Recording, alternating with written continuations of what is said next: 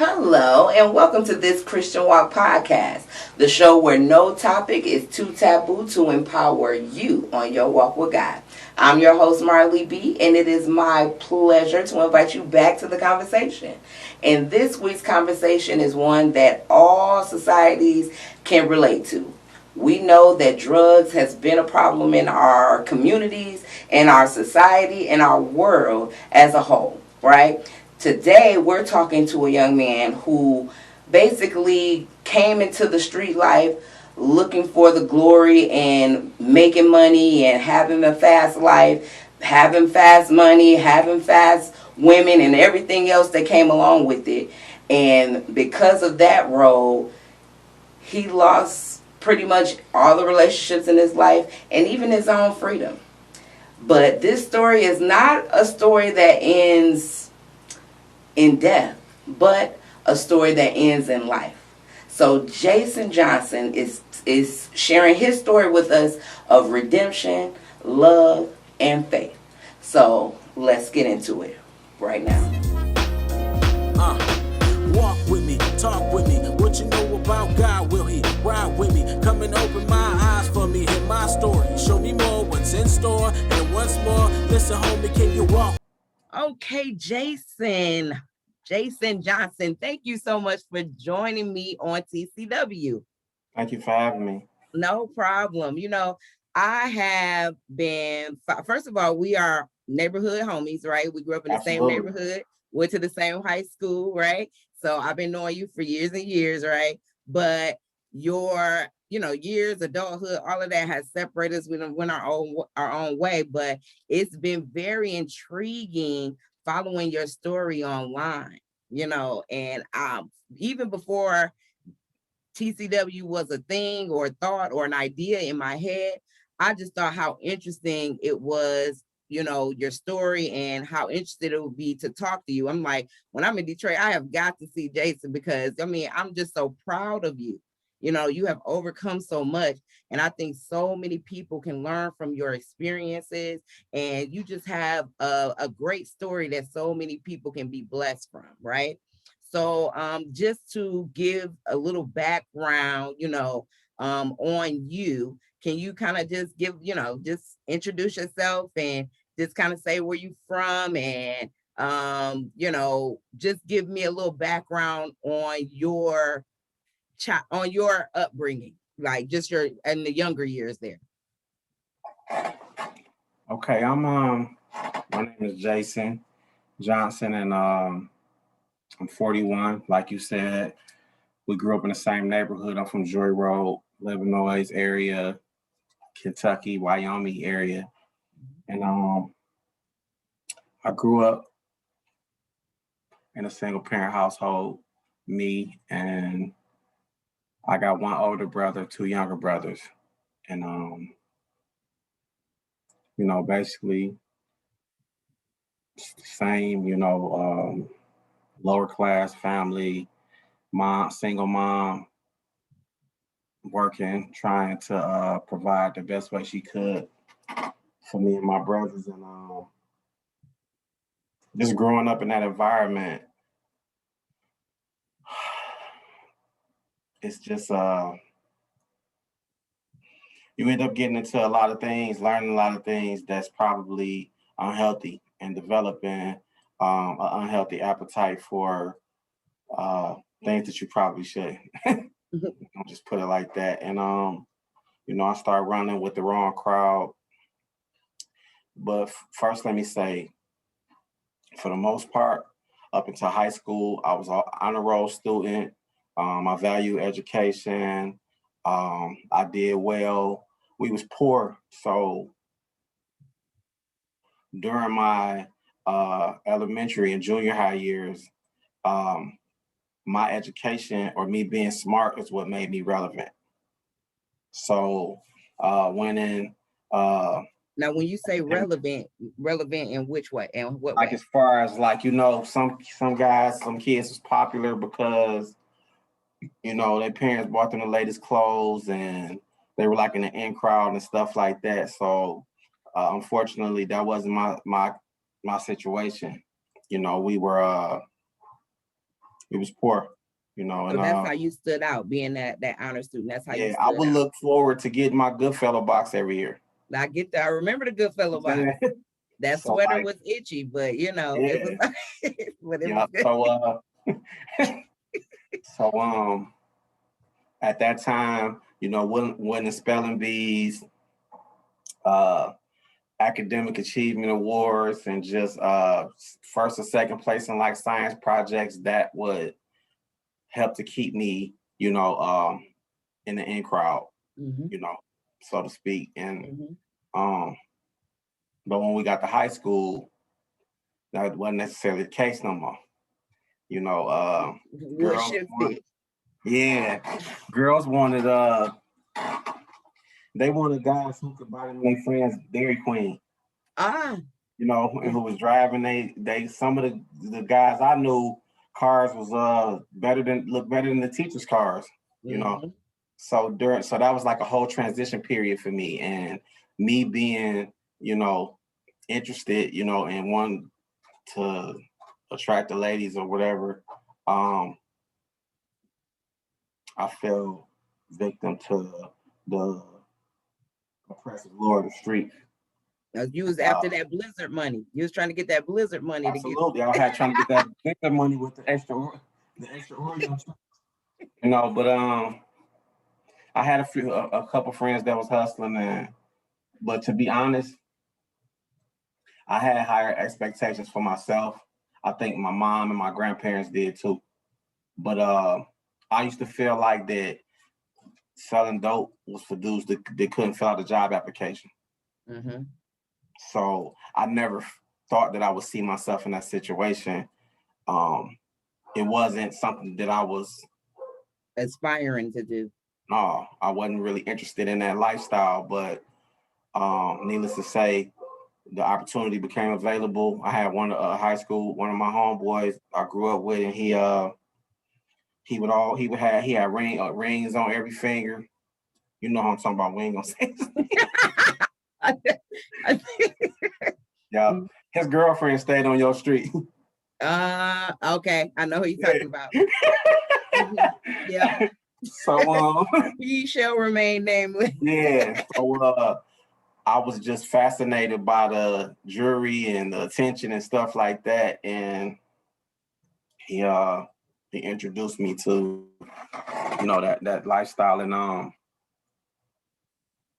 excelled fast because I was smart. So I took the, you know, book smarts I had and applied it to the streets, and I kind of took off, you know, running, and I did well. So that's kind of how I got to, you know, the criminal activity, the street life, and just going on the other side of the tracks, literally. Right. And so that happened right around ninth grade, or was it like That was about like ninth grade, because we stayed on. I grew up. My grandparents lived on Brighton across the tracks, like, you know, past holidays. Then my mom got a house on Kentucky, um, in Joy Road. That's how I met, you know, my childhood best friends, and I grew up with that side of the tracks. So I grew up over there until about eighth grade. Then we moved back across the tracks. My grandparents bought another house, and my mom ended up buying that house from them. So we moved back across the tracks. That's when the game changed, Mm-hmm. you know, and that was around ninth grade, and you know, I started experiencing a lot of the things I just discussed. So that's how I got introduced to that lifestyle. Mm. And when we talk, and like we had a brief conversation the other day about the lack of mentorship, you know, in our neighborhood, right? The influences that we had, they were limited at best, right? And Yeah. so that's why I think, you know, being the type of person that you are, living through the things that you have lived through, and you stepping out to mentor others, you know, and we'll get into, you know, your journey further, how you're doing that. It's so important. But when you think about, you know, because this is this Christian walk, right? So obviously you have a relationship with God now, right? You got your nice kingdom citizen shirt on there, right? And then but you had a foundation of spirituality, you know, with your mom and your grandparents, correct? And then you had, you know, kind of tell us about your foundation of faith and, you know, how that started for you. My mom was always a spiritual woman. My grandparents were originally in the church. They owned a church. My grandmother owned a hair salon. It was in the real estate and things like that. So that initially was their uh, faith, their belief. Mm-hmm. But eventually they became, excuse me, they became Jehovah's Witnesses. My mom became a Jehovah's Witness.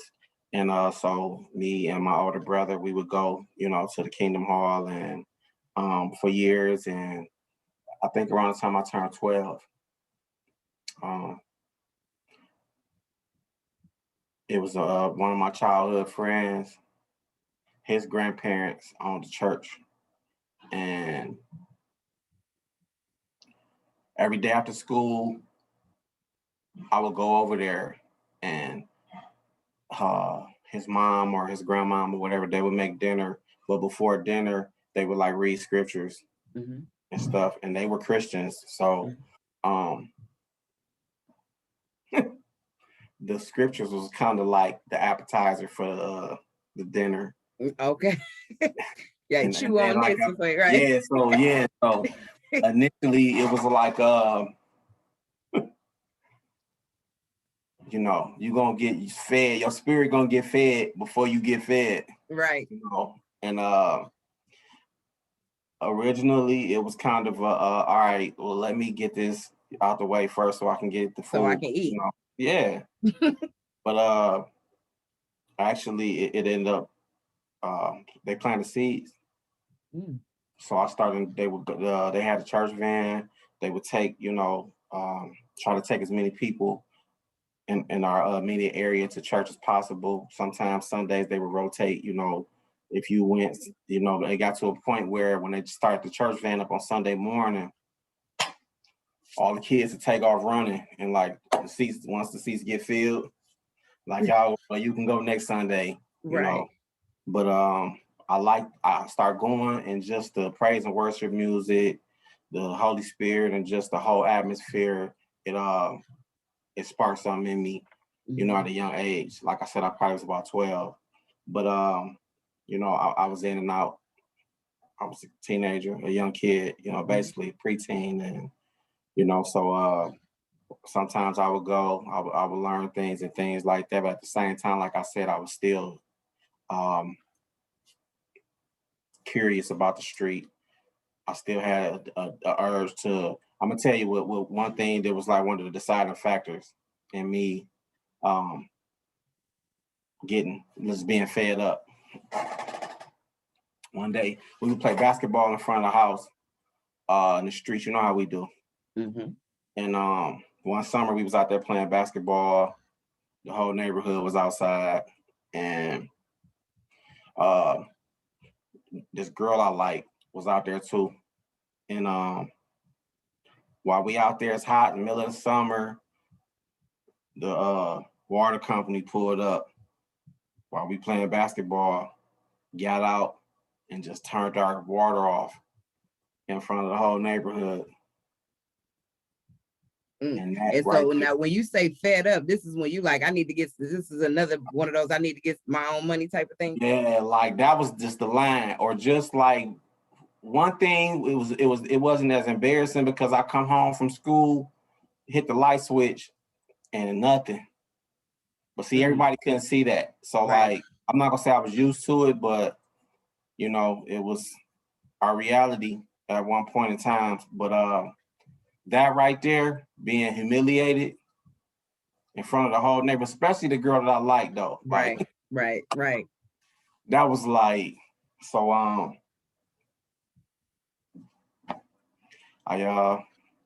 it's time to go to the game, right? So now it started off in 9th grade, and then like you said, you were good at it, right? So I'm sure it evolved quickly. Did you finish high school? I didn't. What happened was I was still trying to finish school. So I would go to school Monday through Friday. Mhm. Friday, I would go home, pack an overnight bag. I would go sit in the crack house from Friday afternoon to Sunday night, go home, get ready for school the next day. And I did that for a while until we started making so much money. At that age, I was a teen, and I felt like I said, I progressed really fast and moved up in rank. So in my mind, I'm like, I don't need school no more. Mm-hmm. I'm rich, basically. Mm-hmm. So I stopped cutting class because when I started making money and started being able to buy, leather jackets and driving to school and stuff like that, I would just show up to school just to so everybody could see the flash shine on, so I could flex. You know what I'm saying, and then leave when I get done flexing or whatever, and eventually I just quit going altogether. When was it when you quit? Probably like it was like I had when we was supposed to go to the 11th grade. I didn't have enough credits to move on, and I didn't go to summer school, so I was gonna have to repeat that, or so that's when I just it was like I ain't doing no repeating. Yeah, we kind of like all our class of '97 or whatever. We went from Drew to Mackenzie and whatever, and it was like when my class moved on, I lost. I mean, I lost my inspiration. Like my group gone, they went their separate ways, and I just felt like that something in me I couldn't move forward like that. I was embarrassed, so I just stopped going. Right. Okay. So as you are progressing in the game, so to speak, at this point, 11, you're about what, 17, 18 years old at this time. Yeah. And then, so, you guys, have multiple businesses as teams. You guys have businesses, you guys are making money, you shining hard, you partying hard, you feeling, I know there was an abrupt stop, right? To, you in the game. Could you tell us about that? Like, about how you were doing good and then what happened? I'm drawing a blank. What do you mean? So as you were doing good and you're doing well in the game, right? Years are passing. And then at what point did it change? What point did, I was going out of town, and I would be on a Greyhound, and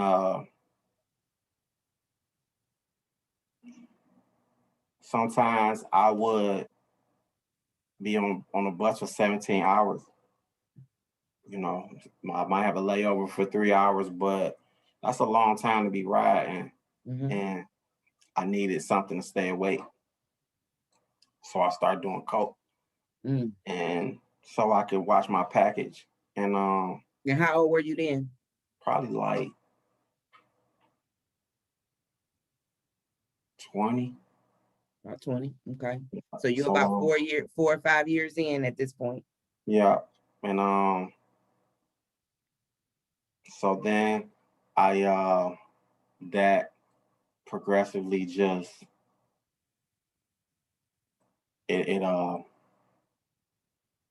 progressed into other things, and it didn't happen like immediately. I was just about to ask that, like, how long did the progression take? It was like it took maybe a couple years, because I would only do it like when I went out of town or when I was with a certain group of individuals or things like that. It was more of a recreational thing. Outside. If I wasn't traveling, then it was just like every blue moon, or because that wasn't,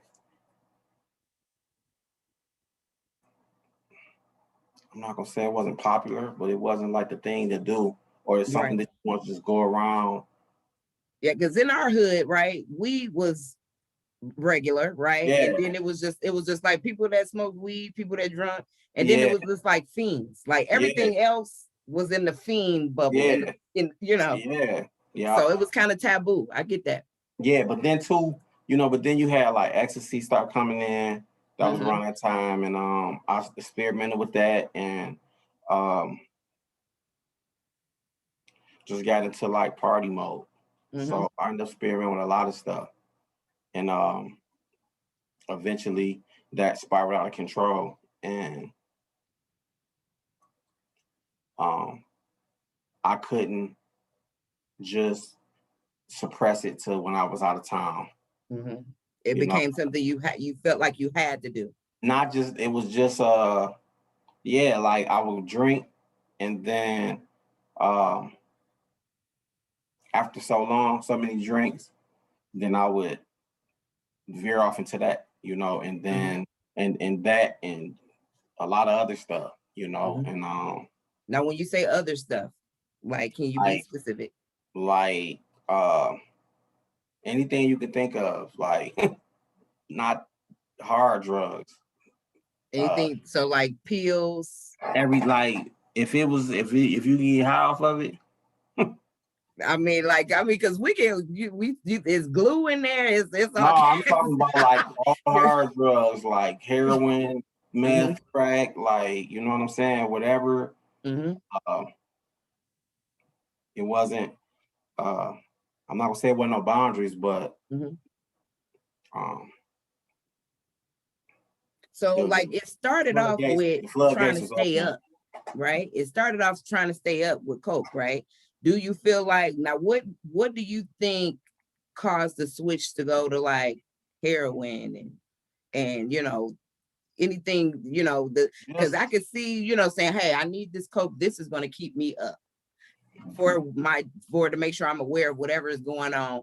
But what clicked to say, hey, let me try this heroin. Let me try crack. Let me try, what happened there? Can you identify that? I guess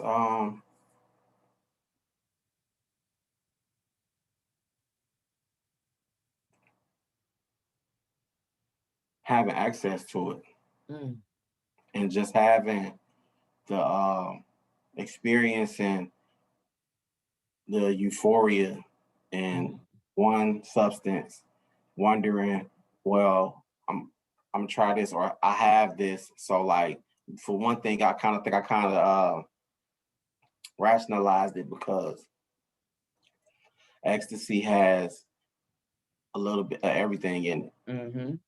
So, figured It's like I already been doing it. Yeah. So that's where that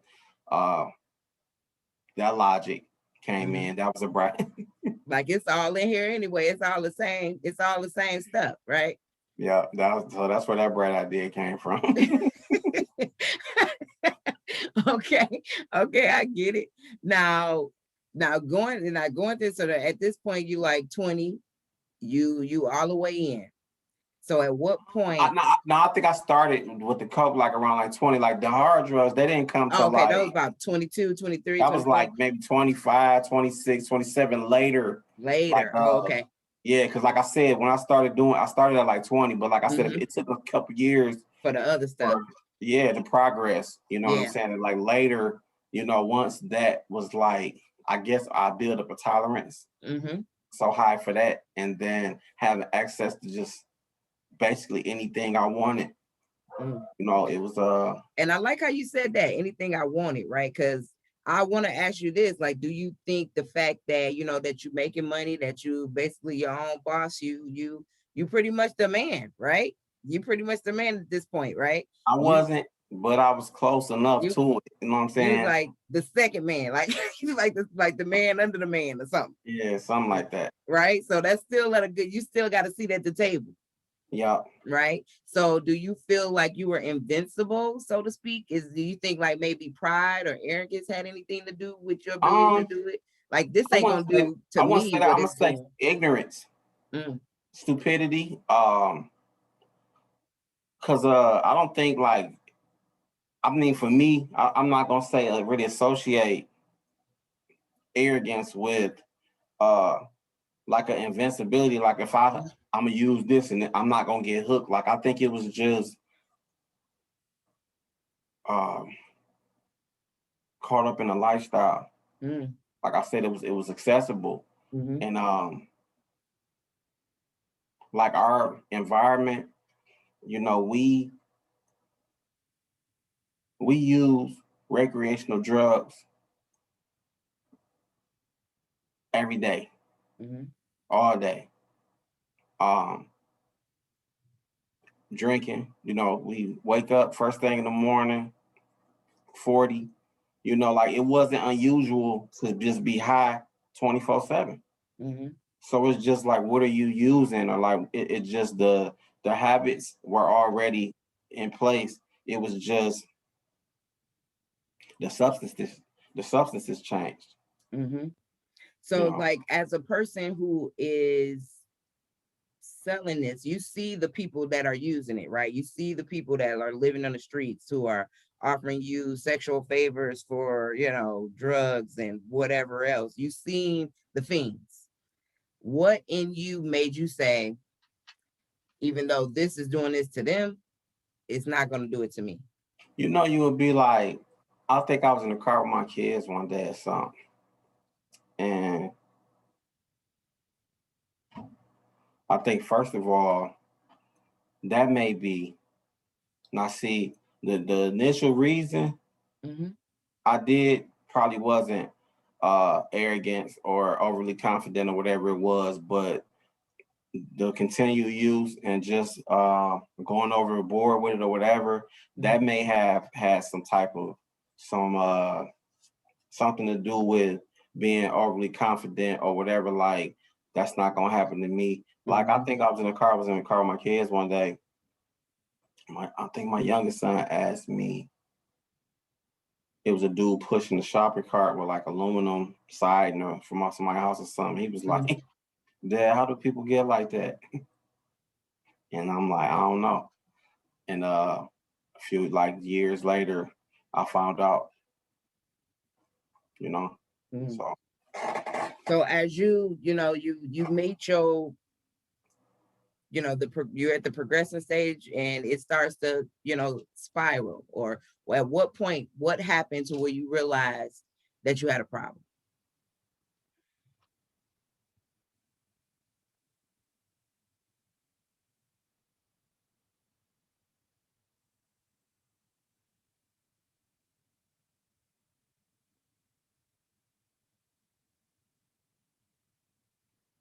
When I ended up in prison.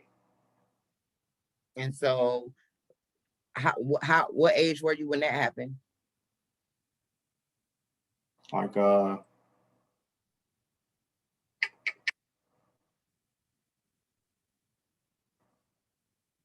like 26. About 26. Yeah. So right at 20. So yeah, that was right at that peak where, you know, the progression was at the height. And what contributed to you going to prison? Just I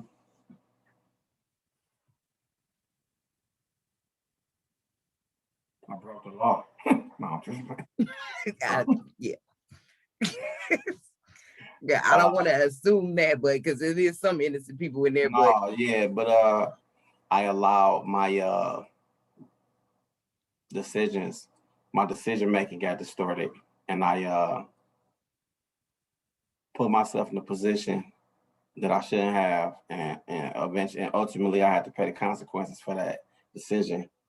So I got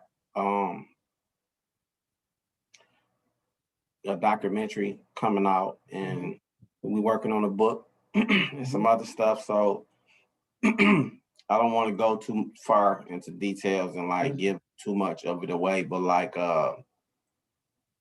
that's basically just decisions and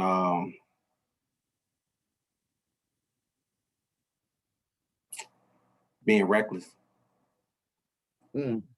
Okay, understood. Well, I can't wait to watch that and read that book too, because I know it's gonna be interesting, right? Yeah. So you know, you're in prison at this point, right? We'll wait for the we're gonna stay tuned to find out the details behind that, right? but we know that it happened. I get that. So when you get there and you realize that you have, so how long were you in prison? The first time I did a little over a year. Mm-hmm. Yeah. And then so the first time, was that a time when you start, you say you realized you had a problem there? Did you start, correcting that issue then, or was it later? Yeah, I did. I got a grip, Mm-hmm. and I did real well for a long time. Mm-hmm. And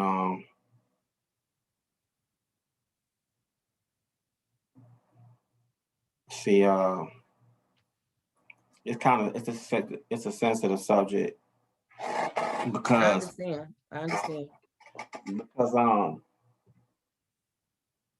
I had unhealthy relationships, with people I associated with and relationships I was in. You know,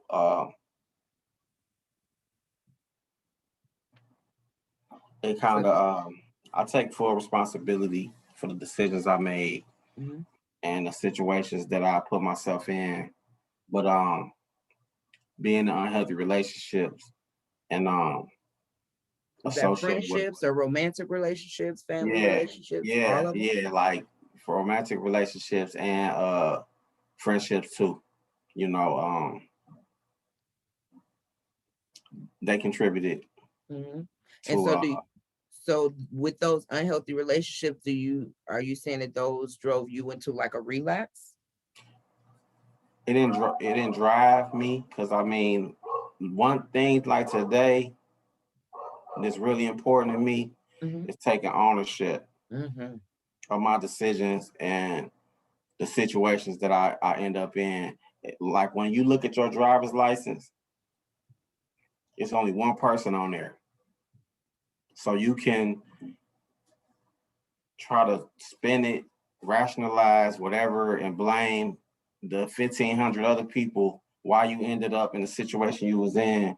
But at the end of the day, you had to be the one to pull the trigger or Mm-hmm. whatever, make that Mm-hmm. final decision. So did they have an unhealthy influence or cause stress or frustration or things like that? And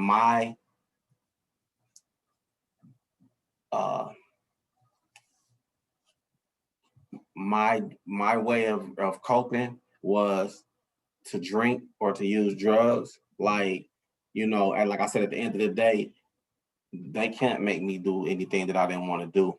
Mm-hmm. But that was my choice, or my way of coping. My coping mechanism Mm-hmm. was unhealthy. And that's what I mean by um, just put myself in unhealthy relationships, romantically or just platonic friendships, Mm-hmm. So eventually I after going to prison the first time, I moved to a different city. Cause around 19, I had a childhood friend who was in youth ministry. He he gave me a word from God that he had put on his heart. And, he saw what I was going through. Well, basically, I wasn't really out of control at this time. I was kind of like in the height of my career or whatever, my uh, street, my Career. street life. Your And street, yeah, I was say your street career, just street yeah, life, same thing. yeah. So he said, you got to give the influence and you're using it in the wrong way right now. And he Mm-hmm. like, you lead people in the wrong direction, and you have to take account for that. He said before today, if you was naive or didn't know no better, then you probably can get a pass or whatever. But now from this day forward, you're gonna have to take account, because I'm telling you, Mm-hmm. all the people you have a gift of influence, and you're using it in the wrong way in the wrong way right now. And I'm I'm like, man, I don't want to hear that. But Yeah, it's like after they're having that conversation, like all hell broke loose. yeah. And Oh wow. Yeah, it's like it's happened slowly, but just looking back, Mm-hmm. I realized that that was That was the beginning. yeah. So Yeah. fast forward, when I got out of prison the first time, I moved to a different city. Eventually got involved in the church more. Um, but see, the thing then was I didn't understand what a relationship what God was like, Mm-hmm. or how it worked, And I was naive. I thought that as long as you go to church on Sunday and you do your Bible studies and things like that, that the other 6 days of the week, Was yours. yeah. So it's like, people will say stuff, and I'm like, I don't know what you talking about. I go to church every Every Sunday. Sunday. Yeah. Yeah.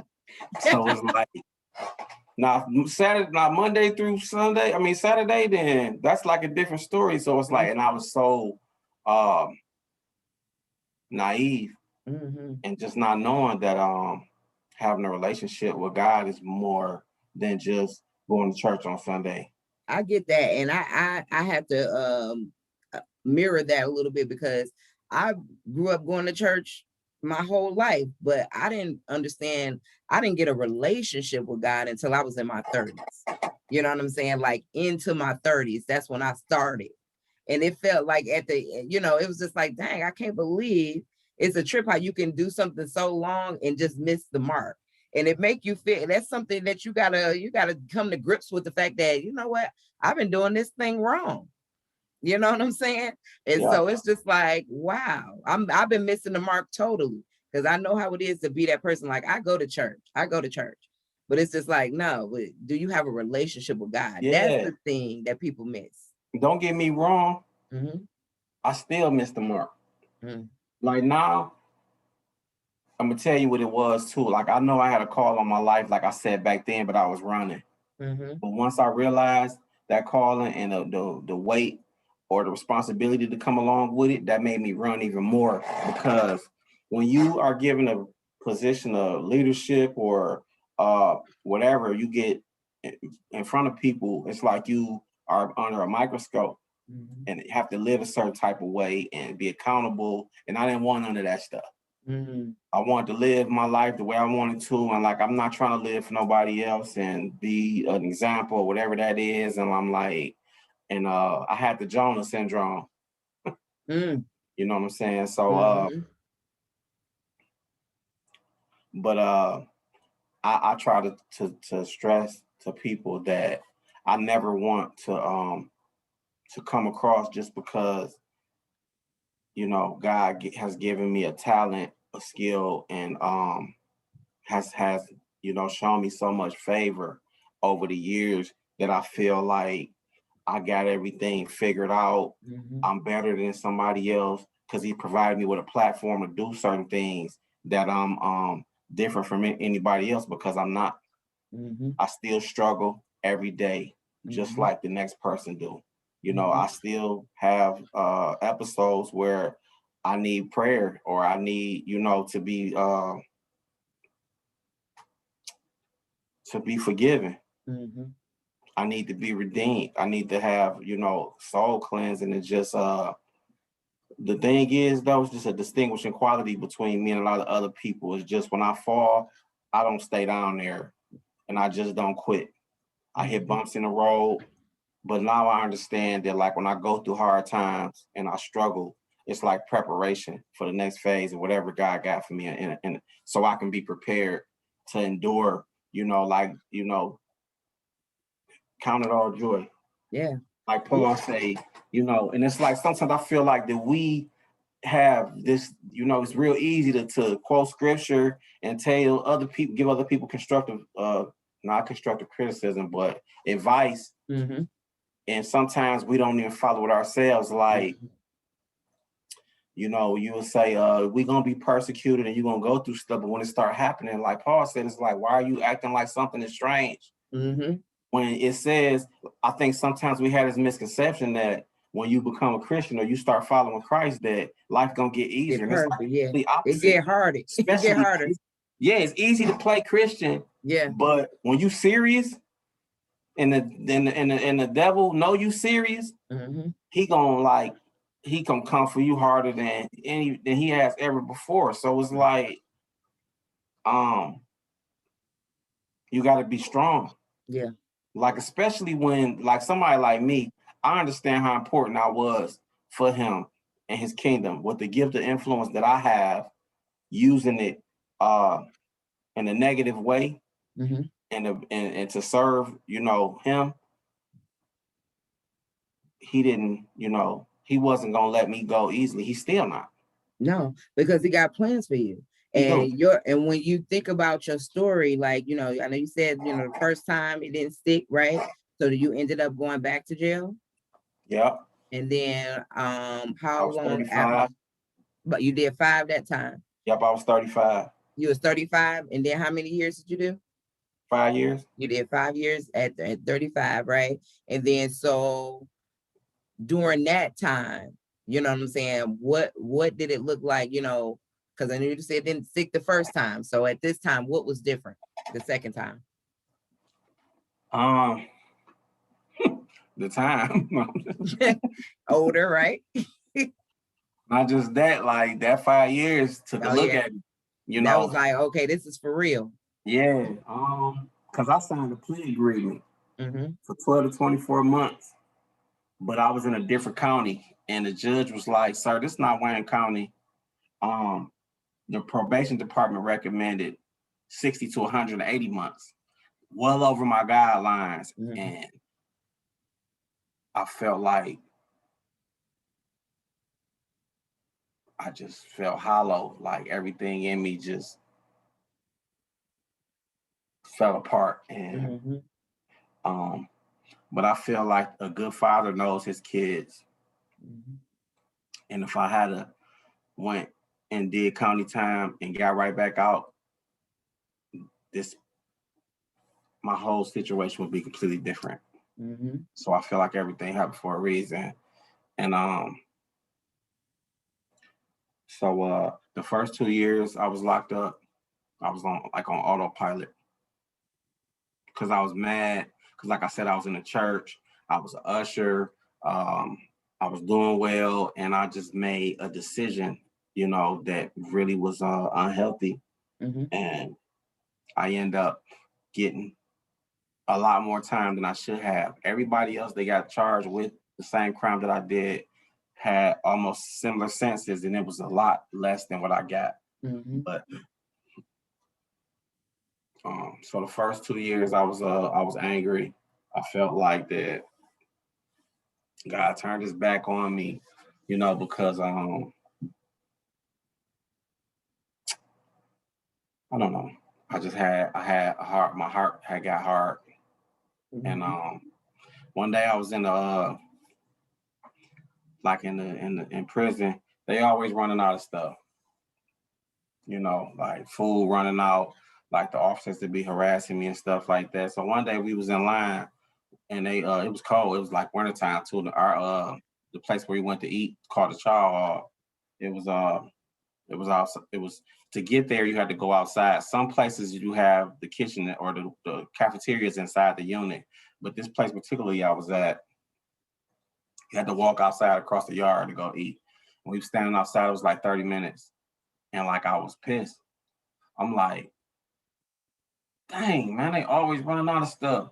So I'm standing there, and I just had this epiphany, like, you asked to be here. So when you come back from school, class, and your mattress turned over, everything emptied out your locker, if they run out of something every day, whatever the situation is, you asked to be here. Like even when in the courtroom, when I got over sentenced, if I would have never put myself in front of a judge, that would have never happened. So that's why I said where the ownership come in at. You got to take ownership. So that's what changed this time. So I said, when I first got to this, the first 2 years, I was up north, but I came down here to Muskegon, where I'm at right now, where I spent the last 3 years of my sentence. But when I first got there, one of the guys that did some of the discipleship classes I was enrolled in. Um, he's a good brother, and he did our orientation. When we first sat on my group, he asked us a question. He said, how many of y'all was ready to go home when they put y'all in the back of the cruiser when you got arrested? And everybody put their hand up. Mm-hmm. And he was like, but how many of y'all was prepared? And we just looked, and I'm like, what is this dude talking about? Mm-hmm. You know, he was like, use this time while you in here to prepare yourself. Because I remember the first time when I went home from prison, only thing on my mind was going home. Mm-hmm. So I'm trying to figure out what to say to the parole board, getting certificates. All my focus was on them getting out the door. It was just focused on going home. Never did it cross my mind, how are you going to stay home? Right. Or what are you going to do once you get there? Right. So this time, by him asking me, how were you prepared? I felt like that every day, you know, I wanted to learn something different that I didn't know the day before. And I wasn't sitting around playing chess all day, spending a bunch of hours in a weight pit. This is one thing right here that really was like a light bulb just went off in my head. When I signed up for the game room, to go to the weight pit, to do all these other extracurricular activities. And it was like a month wait, a 2-month wait to get into all these other things. But I signed up for a library call out and got on a call out the next day. So you signed up for what now? It's like, so this is what I'm saying. This is what let me know what people's priorities was. I tried to sign up for like the weight pit, for the game room, for all these other extracurricular activities. Mm-hmm. And it was like a month wait to get on the list, a 2 months wait. But when I signed up to go to the library, I got a call out for the next day. Oh, got it. So that's like, God leading you to where you supposed to be doing. But it was just like, dude, attention is in the wrong places. Like they right. It's a long line to go play all these different games, but to go educate myself. No, it's that means the library empty. No waiting. I mean, empty. There's no waiting to get in there, and I'm just like, a light bulb just went off. So, I just spent those 3 years doing a lot of personal and professional development. I met a lot of good people, that believed in me. They saw, you know, the things that I had to offer, the amount of favor that I had on my life, and how present God was, you know, His anointing. So. I don't feel like anything happens. I don't believe in coincidences. So that was the difference, you know, just the preparation. And this time, going to see the parole board, I was preparing myself for whenever they let me out. Because I had some things I needed to go to deal with as far as like trauma, and baggage and things like that. And you had guys that been down for a long time. It was like, if you go see a psychiatrist, that can stop you from going home on time. If the parole board see you have any you got to get psychiatric clearance, or you got to get cleared by the psych before you can go home. And I'm like, if that's gonna stop me from going home, then I ain't ready to go home yet. Whatever it is that's going on with me on the inside, I need to get this fixed. And let me commend you right there, Black man, for that, because seeking therapy and help for mental strain is such a taboo, especially for the Black male, right? And so for you to be brave enough to not only seek the help, do it at the cost of basically potentially your freedom. You know, I have to commend you on doing what it takes to take care of yourself like that. And I want that to be pretty much if nothing else, seeking the help that you need. Because like while you looking at like the drug use and all of that stuff, I mean, while it might not have a pride or arrogance at certain different levels, there was something there, you know what I'm saying, that, you know, help those triggers come. You know what I'm saying? And so being able to get to the root of that is so important. And I believe why you standing so tall today. So that is excellent. And then when you start getting that help inside, right? What was that? How was that for you? Like when you start feeling, getting healed emotionally. It it was life changing because we never realized how much stuff we suppress and how that suppression affects us mentally, sometimes physically. It's really unhealthy. Like trauma, untreated trauma is like any other deadly disease. Cancer, diabetes, or whatever it is. If you don't treat it, it can be deadly. So just going deep down and being vulnerable with another human being and allowing them, because if you only give them half the story, they only gonna be able to give you half the solution. Yeah. So if I'm willing to be completely transparent with them and tell this therapist just was wrong, and then once you open it up and they started going like, because at first initially I probably was like, once I realized like I'm not about to be telling all my deep dark secrets to no complete stranger. Right. And I thought about it. I'm like, I might not never see this person ever again in my life. You know what I'm saying? That's a good way to think about it. Matter of fact, I'm like, you know what?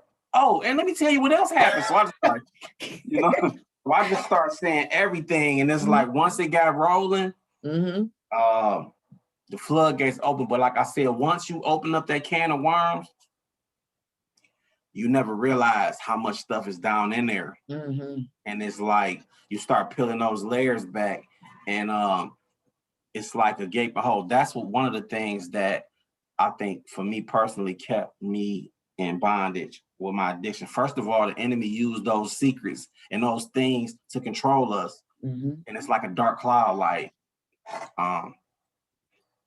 they're gonna find out your secrets. Yep. So fear, shame, guilt. You better not do this. Yeah. So it's like, let me take control of that and just tell everybody I'm struggling. I've been through this. I've been addicted, whatever. So it's like, now you can't tell nobody nothing. Now you can't use that against me no more. Let everything out in the open. So that's like my music is like really one of the biggest things. But anyway, just able to heal those wounds. It helped me to be more effective, to be able to help other people, because I know what trauma looks like, I know what it sounds like, and I know what it feels like.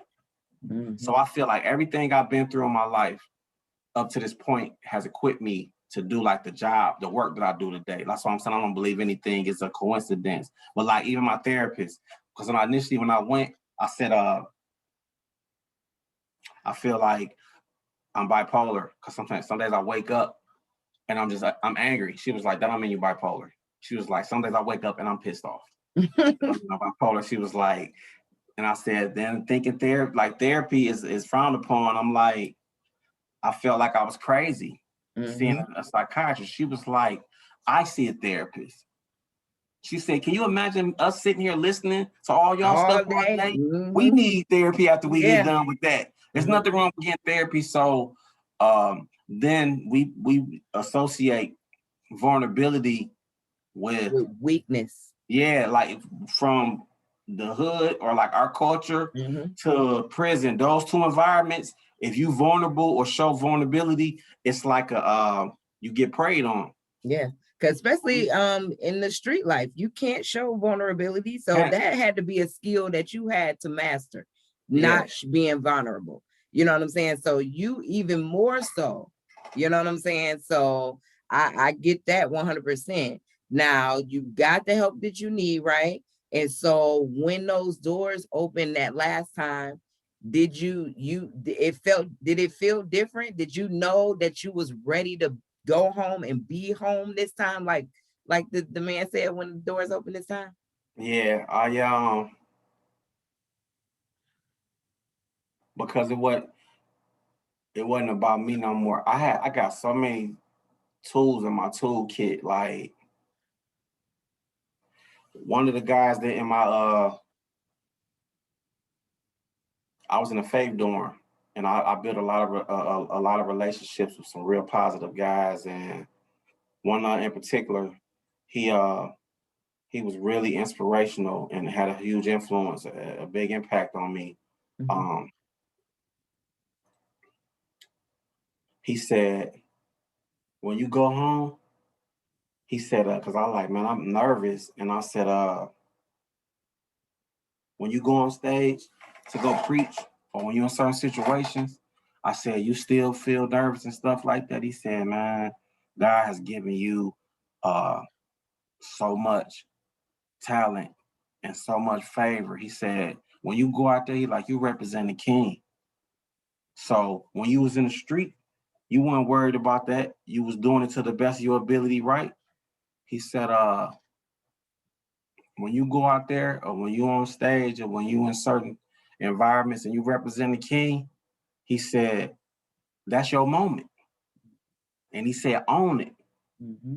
That's your moment. And he said, if you ain't, move out the way and let somebody else do it. Flat out.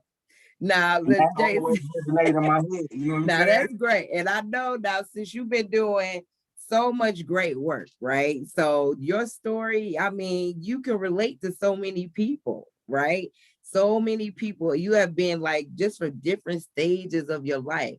And I love going down memory lane with you, even though you was like, you had to take a minute to get into that nostalgia for a minute, like, dang, thinking about the science projects and all of that. You had to go back and sit in that for a minute, right? But when you think about, the work that you're doing now, tell us a little bit about that work now.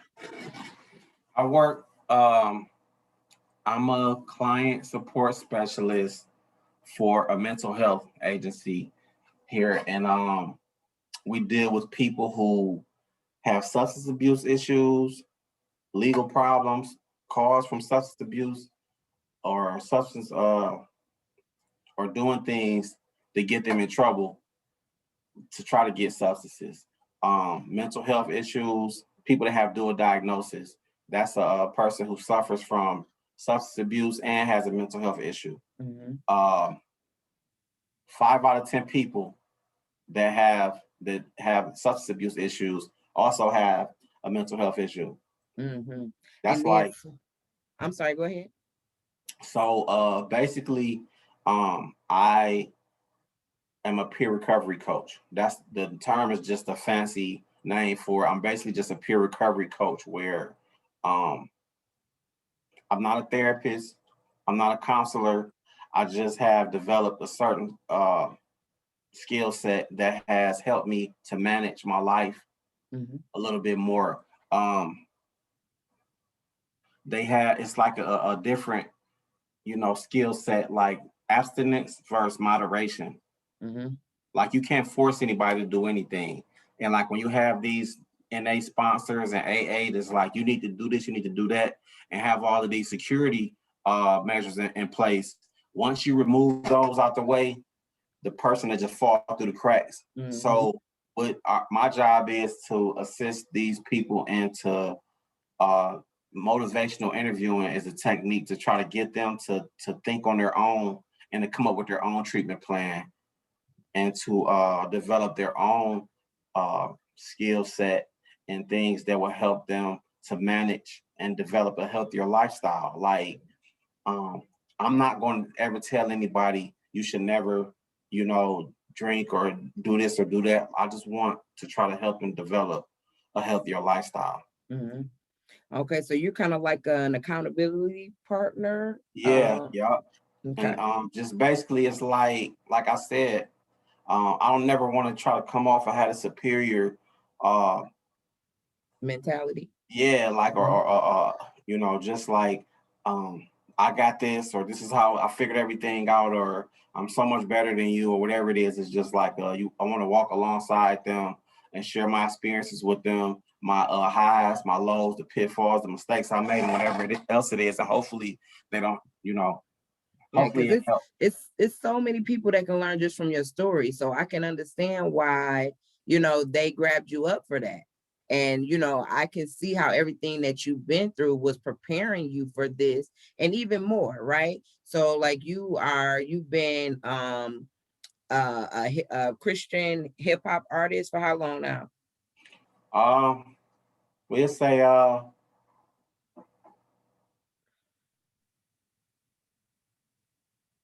few years. It's been about 3 years because I'm like, I know when that first one I heard, I'm like, oh man, Jason is out here. He got some bars. He got bars for Jesus, and I like it. Yeah.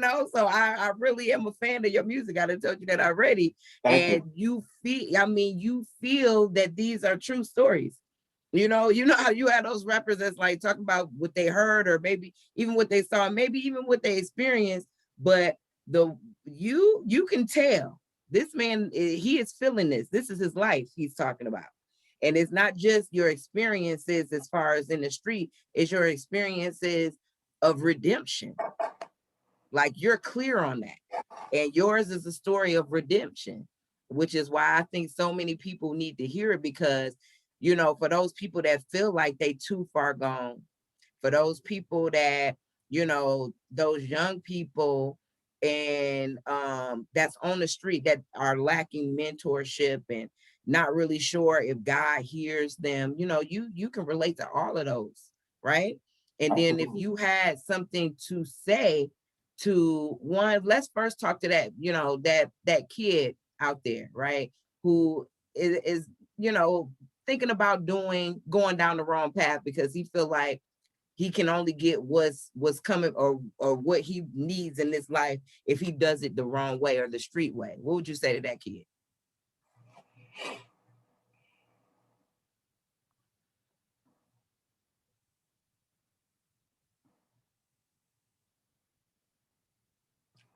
I probably would just tell him the truth, and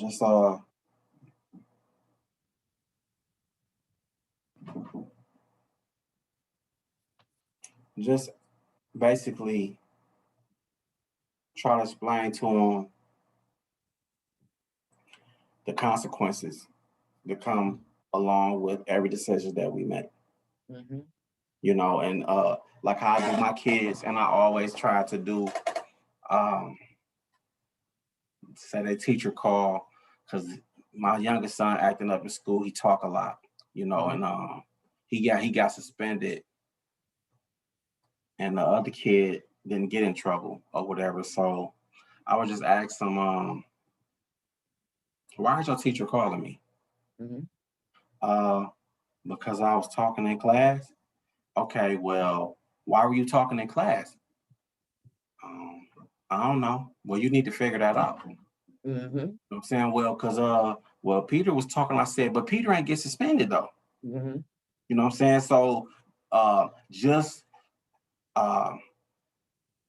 trying to get them to, now they are very mature and I'm proud of them today, mm-hmm. Successful teenagers, but just that thought process of getting them to use their own logic in situations where they're small or large. So that's usually like my approach to situations. Because at one point, before COVID, I was going into the Judo Transition Center talking to the kids. Because initially they had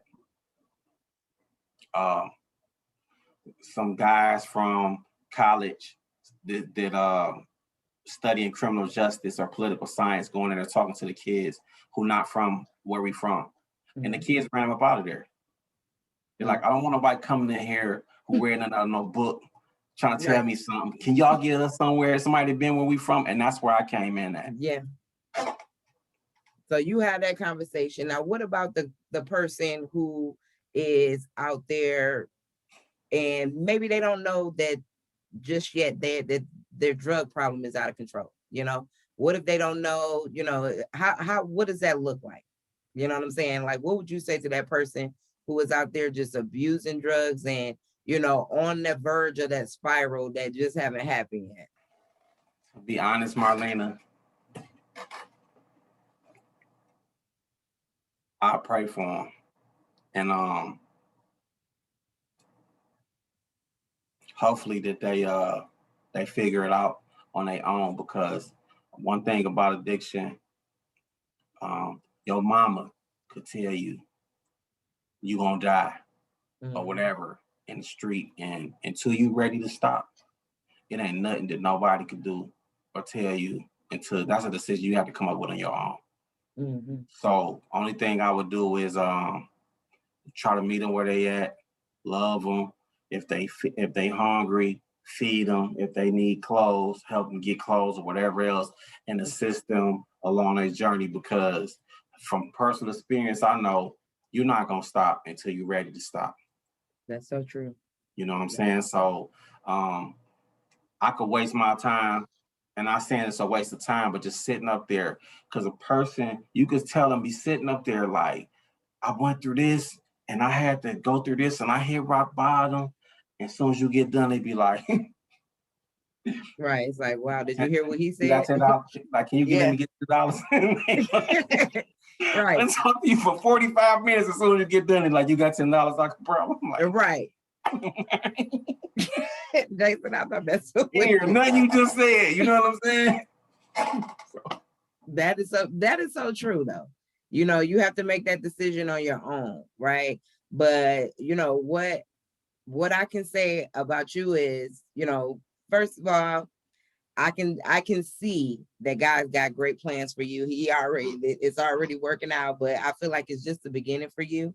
So, you know, as you get to those challenges that's coming, continue to push through, brother, because it is going to be my privilege to continue to see you, you know, do God's work and to just show everybody his glory just by being you.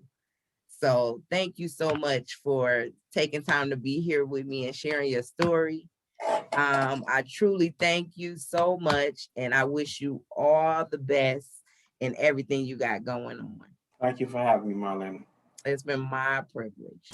Thank you so much to my guest, Jason, for stopping by TCW and sharing that remarkable story of redemption. I wish you great luck on everything that God is doing in your life, and I know that many are going to be blessed just because of your faith and your obedience to God. If this content spoke to you, if this story spoke to you and you feel that it may be a blessing to somebody else, please like it, please share it, and definitely please subscribe to my channel on YouTube. And remember, now you can still listen to us on Apple Music as well as iHeartRadio. On this walk with God, I know that loving God can be easy. Trusting God can be hard. But I believe that we can all get there, one step at a time, on this Christian walk. I'll see you next time. Walk with me, talk with me. What you know about God? Will he ride with me? Come and open my eyes for me, hear my story. Show me more what's in store. And once more, listen, homie, can you walk with me? Talk with me. What you know about God? Will he ride with me? Come and open my eyes for me, hear my story. Show me more what's in store. And once more, listen, homie, can you walk? Can you walk? Let's walk.